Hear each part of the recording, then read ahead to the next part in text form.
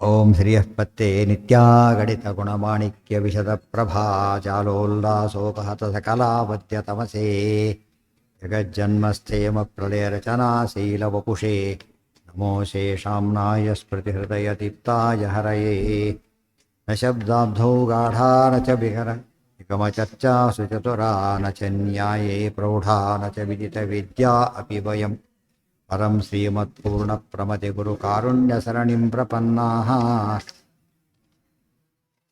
ಯಮಪಿ ಚ ವದಂತೋಪಿ ಮಹತಾಂ ನಾರಾಯಣಂ ನಿಖಿಲಪೂರ್ಣಗುಣೈಕದೇಹಂ ನಿರ್ದೋಷಮತ್ಕತಮಮತ್ಯಖಿಲೈಃ ಸುವಾಕ್ಯೈಃ ಅಸ್ಯೋದ್ಭವಾದಿತಮಶೇಷವಿಶೇಷತೋಪಿ ವಂದ್ಯಂ ಸದಾ ಪ್ರಿಯತಮಂ ಮಮ ಸನ್ನಮಾಮಿ.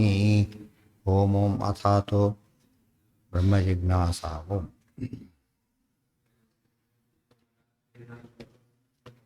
ತತ್ಪದಂ ವೇದ ಸಂವೇದ್ಯಂ ಕಟಾಕ್ಷೇಣಾಪಿ ವೀಕ್ಷಿತುಂ ನ ಕ್ಷಮಂತೆ ವಿಮತಯಃ ತಮುಪಾಸೇ ಶ್ರಿಯಃಪತಿ. ಸಾದೃಶ್ಯಂಚ ವಿಶೇಷೇಣ ಜಡಾನಾಂ ದ್ವಯಮೇವತು ಭವೇತ್ ಸಾದೃಶ್ಯಮತ್ಯಲ್ಪಂ ತೃತೀಯಂ ಪರಮಾತ್ಮನಃ. ಸಾದೃಶ್ಯಂಚ ವಿಶೇಷೇಣ ಜಡಾನಾಂ ದ್ವಯಮೇವತು ಅದಾಗ್ತಿತ್ತು. ಸ್ಥಾನೈಕ್ಯ ಮತ್ತೆ ಇದೇ ಬಂದಿದ್ದೀಗ. ಸ್ಥಾನ ಇದೇ ವಿಷಯಲ್ಲಿ ಹೇಳ್ತಿದ್ದಾರೆ. ಸ್ಥಾನೈಕ್ಯ ಮತ್ತು ಮತ್ತೈಕ್ಯ, ಐಕಮತ್ಯ ಬರೆದು ಮುಕ್ತರಿಗೆ ಬೇರೆ ಐಕ್ಯ ಬರೋದಿಲ್ಲ ಅಂತೇಳಿ. ಸಾದೃಶ್ಯಂಚ ವಿಶೇಷೇಣ ಜಡಾನಾಂ ದ್ವಯಮೇವತು. ಸಾದೃಶ್ಯ ವಿಶೇಷವಾಗಿ ಒಂದು ದೇವರ ಜೊತೆ ಸಾದೃಶ್ಯ ಬರುತ್ತೆ. ಏನದು? ಜ್ಞಾನ ಇರತಕ್ಕಂಥದ್ದು ವಿಶೇಷತೆ. ಜಡಗಳಿಗೆ ಅದಿಲ್ಲ. ಜಡಾನಾಂ ದ್ವಯಮೇವತು ತತ್ಪ್ರಧಾನಕಂ ತತ್ತತ್ರಂತ್ವಮೇವ ಜಡಾನಾಂತಿತಿ ಸಂಬಂಧ ಸಾದೃಶ್ಯಸ್ಯಾಪಿ ತೃತೀಯಸ್ಯ ವಿದ್ಯಮಾನೋತ್ತಾತ್ ಕಥಂ ದ್ವಯಮೇವ ಇತ್ಯತಃ ಭವೇದಿತಿ. ಭವೇ ಸಾದೃಶ್ಯಮತ್ಯಲ್ಪಂ ತೃತೀಯಂ ಪರಮಾತ್ಮನ. ದೇವರಿಗೆ ಎಂಥ ಒಂದು ಸಾದೃಶ್ಯ ಬರುತ್ತೆ ಅಂದರೆ ಜೀವನಿಗೆ ಅತ್ಯಲ್ಪ ಸಿಮಿಲಾರಿಟಿ. ಒಂದು ಮಿಣುಕು ಹುಳ ಇದೆ, ಸೂರ್ಯ ಇದ್ದಾನೆ, ಒಂದು ಸಾದೃಶ್ಯ ಬಂತು. ಏನದು? ಅಷ್ಟೇ. ಅದು ಆ ಬೆಳಕು ಯಾವ ಇದರಲ್ಲೂ ಕಂಪೇರ್ ಮಾಡೋಕ್ಕಾಗೋದಿಲ್ಲ. ಸ್ಟಿಲ್ ಏನು ಹೇಳಬೇಕು ಅದಕ್ಕೆ? ಬೆಳಕಷ್ಟೆ. ಆ ಥರ ಬರುತ್ತೆ ಹೊರತು ಇದು ಒಂದು ದೃಷ್ಟಿಯಿಂದ ಸಾಮ್ಯ. ಕತ್ಲೆಗೆ ಹೋಲಿಸ್ಬಿಟ್ಟಾಗ ಪರಮಸಾಮ್ಯ ಇದ್ದಾಗಲಿಲ್ಲ. ಕತ್ಲೆಗಿಂತ ಮಚ್ ಬೆಟರ್. ಆದ್ದರಿಂದ ಆ ಸಾಮ್ಯನೇ ಹೊರತು ಈ ಸಾಮ್ಯ ಬರೋದಿಲ್ಲ. ಸಾಮ್ಯ ಅಂತ ಅಷ್ಟೊಂದು ಅಪಾರ್ಥ ಮಾಡ್ಕೊಂಡ್ಬಿಡ್ತಾರೆ. ಜಡಾನಾಮಿತಿ ವರ್ತತೆ ಸತ್ಯಮಸ್ತಿ ಸಾದೃಶ್ಯಂ ಕಿಂತು ತತ್ ಸತ್ವಾದಿನ ಇವ. ಜಡಗಳಿಗೆ ಸಾದೃಶ್ಯ ಅಂದರೆ ಇರುವಿಕೆ ಮಾತ್ರ, ಆನಂದಾದಿಗಳಿಲ್ಲ. ಜಡಕ್ಕೆ ಸಾದೃಶ್ಯ ಅಂದರೆ ಚೇತನಿಗೆ ಸಾದೃಶ್ಯ ಅಂತ ಹೇಳಿದರೆ ಜ್ಞಾನಾನಂದಗಳ ಸಾದೃಶ್ಯ. ಜೀವವತ್ ನತು ಜೀವತ್ ಆನಂದಾದಿನ ಅಥವಾ ದ್ವಯಸ್ಯೈವ ಸತ್ವಾತ್ ಉಪಪನ್ನ ಅಪ್ರಚುರೋಕ್ತಿ. ಆದ್ದರಿಂದನೇ ಉಪಪನ್ನ ಅಪ್ರಚುರೋಕ್ತಿ. ಪ್ರಚುರವಾದದ್ದು ಯಾವುದು ಅಂದರೆ ಜ್ಞಾನಾನಂದಾದಿಗಳು. ಆ ಸಾಮ್ಯ ಇರುತ್ತೆ. ಅದು ಯತ್ಕಿಂಚಿತ್ ಸಾಮ್ಯ, ಅತ್ಯಲ್ಪ ಸಾಮ್ಯ ಅಂತ ಹೇಳಿದರು. ತತ್ತು ಆನಂದಾದೀನಾಂ ಸಾದೃಶ್ಯಂ ಜೀವೇಶ್ವಪಿ ನಾಸ್ತಿ. ಆನಂದಾದಿ ಸಾಮ್ಯ ಅನ್ನೋದು ಜೀವರಲ್ಲೇ ಇಲ್ಲ. ಏನು ಪರಮಾತ್ಮ ಜೊತೆಗೆ ಹೇಗೆ ಬರುತ್ತೆ? ಜೀವರಲ್ಲೇ ಕೂಡ ಪರಸ್ಪರ ಸಾಮ್ಯ ಇದೆಯಾ? ಈಗ ಇಲ್ಲ. ಮೇಲೋನಿ ಕೆಳವನಿಗೆ ಏನಿದೆ, ತುಂಬ ವ್ಯತ್ಯಾಸ ಇದೆ. ಆ ರೀತಿ ಕೇಶಾಂತಿ ಜೀವಾನ ಮತದ್ರೂಪ ಅನಭ್ಯುಪಗಮಾದಿತಿ ಚೇನ್ ಮಾ ಭೂತ್ ನಹಿ ಜೀವ ಮಾತ್ರಂ ಪ್ರತಿ. ಅದೆಲ್ಲ ಬೇಕಿಲ್ಲ. ನ ಭಗವತಿ ಸ್ವಗತ ಭೇದ ಈಶರೂಪ ಕ್ರಿಯಾಣಾಂಚ ಗುಣಾನಾಮಪಿ ಸರ್ವಶಃ ತಥಾ ಏವ ಅವಯವಾನಾಂ ತತ್ ಸ್ವರೂಪೈಕ್ಯಂತೂ ಮುಖ್ಯತಃ. ದೇವರಲ್ಲಿ ಐಕ್ಯ ಎಲ್ಲಿ ಹೇಳಬೇಕು ಅಂತ ನಾವೀಗ? ಆತ ರೂಪಗಳಿಗೆ ಐಕ್ಯ ಹೇಳಬೇಕು, ಆತನ ಅವಯವಗಳಿಗೆ ಐಕ್ಯ ಹೇಳಬೇಕು. ಅದು ಮುಖ್ಯ ಐಕ್ಯ. ಅದು ಜೀವರಿಗೆ ಹೇಳಿದಾಗ ಆ ಐಕ್ಯ ಹೇಳಬಾರ್ದು. ಮತ್ತೆ ಐಕ್ಯ, ಸ್ಥಾನ ಐಕ್ಯ ಅಷ್ಟೇ, ಬೇರೆ ಎಲ್ಲ ಐಕ್ಯ ಹೇಳಬಾರ್ದು. ಈಶರೂಪ ಕ್ರಿಯಾಣಾಂಚ ಗುಣಾನಾಮಪಿ ಸರ್ವಶಃ ತಥೈವ ಅವಯವಾನಾಂಚ. ರೂಪಗಳಿಗೆ ಅಭೇದ, ಕ್ರಿಯೆಗೆ ಅಭೇದ, ಗುಣಗಳಿಗೆ ಅಭೇದ, ಅವಯವಗಳಿಗೆ ಅಭೇದ. ಇದು ಸ್ವರೂಪೈಕ್ಯ. ದೇವರಿಗೆ ಅದಿದೆ ಹೊರತು ಉಳಿದವರೊಂದಿಗಿಲ್ಲ. ಅದೆಲ್ಲ ಸರ್ವತಃ ಪಾಣಿಪಾದಂ ತತ್ ಸರ್ವತೋಕ್ಷಿ ಶಿರೋಮುಖಂ ಗೀತೆಯಲ್ಲೇ ಬರುತ್ತೆ. ರೂಪಾಣಿ ಮತ್ಸ್ಯಾದೀನಿ ಕ್ರಿಯಾ ಸೃಷ್ಟ್ಯಾದ್ಯ ಗುಣಾ ಜ್ಞಾನಾದಯ ಸರ್ವಶ ಇತಿ ಪ್ರತ್ಯೇಕಂ ಸಂಬಂಧ ತಥಾ ಶಬ್ದ ಸಮುಚ್ಚಯ ಏವ ಶಬ್ದಸ್ಯ ಮುಖ್ಯತಃ ಇತ್ಯನೇನ ಅನ್ವಯ. ಅವಯವಾ ಹಸ್ತಾದ್ಯಾ. ಯಾವ ಭೇದ ದೇವರಿಗಿಲ್ಲ. ತತ್ ಪ್ರತಿಪಾದಕಂ ವಾಕ್ಯವಿತಿ ಯಾವತ್ತೇ. ಆದ್ದರಿಂದ ಎಲ್ಲೆಲ್ಲಿ ಸ್ವರೂಪಕ್ಕೆ ಹೇಳ್ತಾರೋ ದೇವರ ಇದಕ್ಕೆ ಈ ರೀತಿ ಐಕ್ಯ ತಿಳ್ಕೋಬೇಕೆ ಹೊರತು ಜೀವರಿಗೊಂದಿಗೆ ಐಕ್ಯ ಅಂತ ಅರ್ಥ ಅಲ್ಲ. ತುಶಬ್ದೋ ಜಡವ್ಯಾವೃತ್ಯರ್ಥ ತಥಾ ಚ ಜಡವಿಶೇಷ ಏವ ಅಯಂ ದೃಷ್ಟಾಂತ ಇತಿ ಭಾವನ ಚೈವಂ.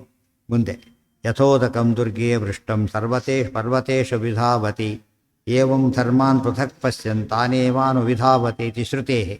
ದೇವರ ರೂಪ ಗುಣಾದಿಗಳಿಗೆ ಯಾರು ಭೇದ ತಿಳ್ಕೊಂಡ್ಬಿಡ್ತಾರೋ ಅವ್ರು ಹಾಳಾಗಿ ಹೋಗ್ತಾರೆ.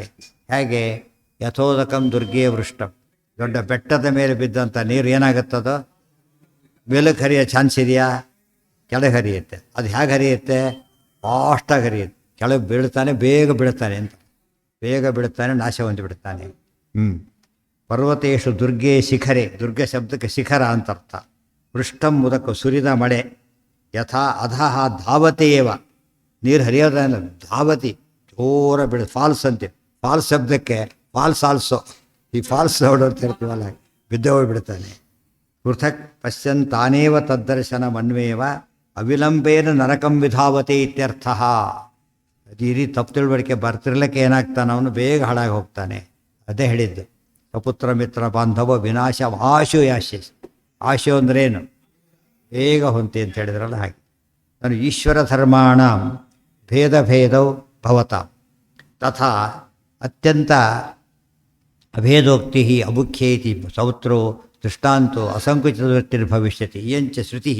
ಆ ಶ್ರುತಿ ಸ್ಪಷ್ಟ ಅಭೇದ ಹೇಳುತ್ತಲ್ಲ ಅಂತ ಕೇಳಿದರೆ, ನೋಭಯಂಚ ಭೇದ ಅಭೇದಾಖ್ಯಂ ಇಷ್ಯತೆ. ಒಂದು ಕೆಲಸ ಮಾಡ, ಭೇದ ಹೇಳ್ಬಿಡಲಿ ಹೋಗಿ ಅಂದರೆ ಆ ಪ್ರಶ್ನೆ ಇಲ್ಲ. ಪರಮಾತ್ಮನ ಜೀವನಿಗೇನಿಲ್ಲ, ಭೇದ ಸಾಧ್ಯ ಇಲ್ಲ, ಅಭೇದ ಸಾಧ್ಯ ಇಲ್ಲ, ಭೇದ ಒಂದೇ ಇರೋದು. ಸಾದೃಶ್ಯ ಹೇಳಬೇಕೆ ಹೊರತು ಬೇರೆ ಹೇಳಬಾರ್ದು. ಏಕಮೇವ ಅದ್ವಿತೀಯಂ ತತ್ ನೇಹ ನಾನಾಸ್ತಿ ಕಿಂಚನ. ಏಕಮೇವ ಅದ್ವಿತೀಯಂ ತತ್, ಇದೆಲ್ಲ ವೇದವಾಕ್ಯಗಳು. ನೇಹ ನಾನಾಸ್ತಿ ಕಿಂಚನ ಇನ್ನೊಂದು ವೇದವಾಕ್ಯ. ಮೃತ್ಯೋಸವೃತ್ತಿ ಯಹ ನಾನೇವ ಪಶ್ಯತಿ ಇತಿ ಶ್ರುತೌ ಇವ ಅಸ್ಮಾತ್ ಭೇದ ನಿರಾಕೃತಿ. ಅಸ್ಮಾತ್ ಅಭೇದ, ಇದು ಹೇಗೆ ದೇವರ ಇಂದ್ರಿಯಗಳು ರೂಪಾದಿಗಳಿಗೆ ಅಭೇದ ಹೇಳಿದ್ದಾರೋ ಹಾಗೆ ಜೀವನ ಬಗ್ಗೆ ಎಂದೂ ಹೇಳಿಲ್ಲ. ಬರೀ ಎಲ್ಲಿ ಕೇಳ್ಬೋದು, ಸುಮ್ಮನೆ ವೇಗಾಗಿ ಏನು ಹೇಳಿರ್ಬೋದು, ಐಕ್ಯ ಹೊಂತಾನೆ ಅಷ್ಟೇ ಹೊರತು ಹೀಗೆಲ್ಲ ಹೇಳಿಲ್ಲ. ಮತ್ತು ಈ ಮಾತುಗಳು ಬಂದಿಲ್ಲ. ವೆರಿ ಇಂಪಾರ್ಟೆಂಟ್ ಇದು. ಯಾರು ಜೀವರಿಗೆ ಸರಿಯಾಗಿ ಗಮನಿಸ್ಬೇಕಾದ್ರೆ, ಯಾರು ಜೀವರಿಗೆ ಪರಮಾತ್ಮನೊಂದಿಗೆ ಅಭೇದ ಒಪ್ಪೋದಿಲ್ಲೋ ಅವ್ರು ಹಾಳಾಗ್ತಾರೆ ಅಂತ ಎಲ್ಲೂ ಹೇಳಿಲ್ಲ. ಜೀವನ ಪರಮಾತ್ಮ ರೂಪಗಳಿಗೆ ಅದನ್ನು ಹೇಳಿದರೆ ಹೊರತು ಇದನ್ನು ಹೇಳಿಲ್ಲ ಎಲ್ಲೂ ಕೂಡ. ಅಂದರೆ ಅರ್ಥ ಏನದಕ್ಕೆ? ಮುಖ್ಯ ಐಕ್ಯ ಇಲ್ಲ ಅಂತ ಅರ್ಥ ಅದಕ್ಕೆ, ಅಷ್ಟೇ ಹೊರತು ಬೇರೆ ಇಲ್ಲ. ಅದಕ್ಕೆ ವಾಕ್ಯ ಕೋಟ್ ಮಾಡಿದರು. ಈ ರೀತಿಯಾದ ಶ್ರುತಿಗಳು ಜೀವಭೇದದ ಅಭೇದದ ಬಗ್ಗೆ ಬಂದಿಲ್ಲ ಅಂದಮೇಲೆ ಅದು ಬೇರೆ ಅರ್ಥದಲ್ಲಿ ಹೇಳಿದ್ದಾರೆ ಅಂತ ಅರ್ಥ. ಏಕಂ ಅಭಿನ್ನಂ, ಯಾರು ಕೂಡ ಅಣ್ಣ ತಮ್ಮಂದರು ಒಂದಾದ್ರು ಅಂದುಬಿಟ್ರೆ, ಹಾಗೆ ತಮ್ಮ ಇಲ್ವಾ, ಈಗ ಅಣ್ಣ ಇಲ್ವಾ ಅಂತ ಕೇಳೋದೇ ಇಲ್ಲ. ಏನು ಕೇಳ್ತಾರೆ? ತಕ್ಷಣ ಮಾತು ಅರ್ಥ ಮಾಡ್ಕೊಂಡ್ಬಿಡ್ತಾರೆ ಹೇಳಿದ ತಕ್ಷಣ. ಭಿನ್ನಾಭಿಪ್ರಾಯ ಹೊರಟೋಯ್ತು ಅಷ್ಟೇ ಹೊರತು ಅವ್ರ ವ್ಯಕ್ತಿಗಳು ಒಂದಾದ್ರು ಅಂತ ಅರ್ಥ ಅಲ್ಲ ಅದಕ್ಕೆ. ಏಕಮಪಿ ಘಟಾಧಿಕಂ, ಅದು ಮುಂದೆ ಹೇಳ್ತಾರೆ. ಇವೋಭಯೇಚ ಸಾದೃಶ್ಯ ಇತಿ ವಾಕ್ ಶಬ್ದದೆರಡೆ. ಆದ್ದರಿಂದ ಎಲ್ಲೇ ಹೇಳಿದರೂ ಕೂಡ ಜೀವ ಪರಮಾತ್ಮರಿಂದ ಐಕ್ಯ ಹೇಳೋದಾದರೆ ಸಾದೃಶ್ಯ ಐಕ್ಯ ಹೇಳಬೇಕು, ಮತ್ತೆ ಐಕ್ಯ ಹೇಳಬೇಕೆ ಹೊರತು ಬೇರೆ ಯಾವ ಐಕ್ಯವನ್ನು ಹೇಳೋದಕ್ಕೆ ಹೋಗಬಾರದು. ಉಭಯೇ ಯದುಕ್ತಂ ಪೂರ್ವಪದೇನ ಸೇತ್ ಪ್ರತಿಯೋಗಿನಿ ದ್ವಿತೀಯ ವರ್ತತೆ ಇತ್ಯಲ್ಲ. ಅಲ್ಲಿ ಏನು ಮುಗೀತು ಈಗ? ಪೃಥಗುಪದೇಶಾಧಿಕರಣ. ಪರಮಾತ್ಮನ ಜೀವನಿಗೆ ಭೇದ ಇದ್ದ ಪ್ರಸಂಗ ಬಂದಿದ್ದಕ್ಕೆ ವಿಸ್ತಾರವಾಗಿ ಡಿಸ್ಕಷನ್ ಮಾಡಿದೆ. ಬ್ರಹ್ಮಸೂತ್ರ ಭಾಷೆಯಲ್ಲಿ ಸೂತ್ರಕ್ಕೆ ಇರೋದು ಎಷ್ಟು ಗೊತ್ತಾ? 4 ಲೈನು. ಇಲ್ಲಿರೋದು ನೋಡಿದರೆ 50 ಪುಟ ಆಯ್ತು ಹೆಚ್ಚು ಕಡಿಮೆ. ಡೀಟೇಲಾಗಿ ಹೇಳ್ತಾರೆ. 10 ಶ್ಲೋಕಗಳಲ್ಲಿ ಬರೋದು ನೀವು ಎಕ್ಸ್ಪ್ಲೇನ್ ಮಾಡಿದ್ದು. ಅದಕ್ಕೆ ಇದೇನು ಅನುವ್ಯಾಖ್ಯಾನ ಅಂದರೆ ಭಾಷ್ಯಾರ್ಥ ನಿರ್ಣಯ ಇದೆ. ಗೀತಾ ತಾತ್ಪರ್ಯ ನಿರ್ಣಯ ಹೇಗೋ ಭಾಷ್ಯ ತಾತ್ಪರ್ಯ ನಿರ್ಣಯ. ತಾತ್ಪರ್ಯ ನಿರ್ಣಯ ಮಾಡೋಕ್ಕಾದ್ರೆ ಏನು ಮಾಡಬೇಕಾಗ? ಎಲ್ಲ ಆರ್ಗ್ಯುಮೆಂಟ್ಸ್ ಎಲ್ಲ ಕೊಟ್ಟು ಎಕ್ಸ್ಪ್ಲೇನ್ ಮಾಡಬೇಕು. ಇಷ್ಟೆಲ್ಲ ಇದು ಹೇಳಿದ್ರು. ಅಲ್ಲಿ ಸ್ಟೇಟ್ಮೆಂಟ್ ಕೊಟ್ಟರೆ ಸಾಕು. ಇಲ್ಲಿ ಎಕ್ಸ್ಪ್ಲೇನ್ ಮಾಡೋದು ಎಲ್ಲ ಇಲ್ಲಿ ಮಾಡೋದು. ಅದಕ್ಕೆ ಅವ್ರು ಕೇಳ್ಕೊಂಡ್ರು ರುಗುಬಿಡುತ್ತೆ ಆಚಾರ್ಯ, ನಮಗೆ ಆ ಕಾರ್ಯ ಮಾಡಿಕೊಡ್ಬೇಕು ಭಾಷ್ಯಕ್ಕೆ ಅಂತ ಹೇಳಿದಾಗ ಅನುವ್ಯಾಖ್ಯಾನ ಬರೆದಿದ್ದ ಆಚಾರ್ಯ. ಈಗ ಅಂಶಾಧಿಕರಣ ಅಂತ ಶುರುವಾಗುತ್ತೆ. ಅಂಶಾಧಿಕರಣ ನಾಳೆ ದಿವಸ ಅಂಶಾಧಿಕರಣ. ಈ ಅಂಶ ಇದೆಯಲ್ಲ ಜೀವರಿಗೆಲ್ಲ ಪ್ರಶ್ನೆ ಮಾಡ್ತಾರೆ. ಭಾಳ ಮುಖ್ಯವಾದ ರಿಲೆವೆಂಟ್ ಇದು. ಜೀವರಿಗೆ ಅಂಶ ಇದೆಯೋ ಇಲ್ಲವೋ ಅಂತ ಪ್ರಶ್ನೆ. ಅದಕ್ಕೆ ಜೀವ ಸೈಜ್ ಎಷ್ಟು, ಅವನ ಅಂಶ ಇದೆಯೋ ಇಲ್ಲವೋ ಪ್ರಶ್ನೆ ಉತ್ತರ ಎಲ್ಲ ಬರೋದ್ರಿಂದ ಭಾಳ ಮುಖ್ಯವಾಗಿ ಕನ್ಸರ್ನ್ ಇದು, ಮೋಸ್ಟ್ ಕನ್ಸರ್ನ್.